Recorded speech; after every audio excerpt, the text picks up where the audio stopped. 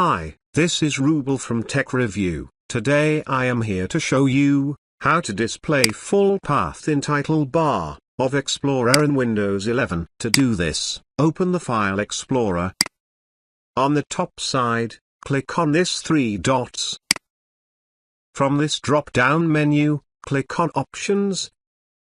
After opening the folder option window, click on the View tab. Now give a check mark on the Display the full path in the title bar. Click on Apply and OK. If you want to back Windows 11 view, on the top side, click on the three dots. From this drop-down menu, click on Options. After opening the folder option window, click on the View tab. Now uncheck the Display the full path in the title bar.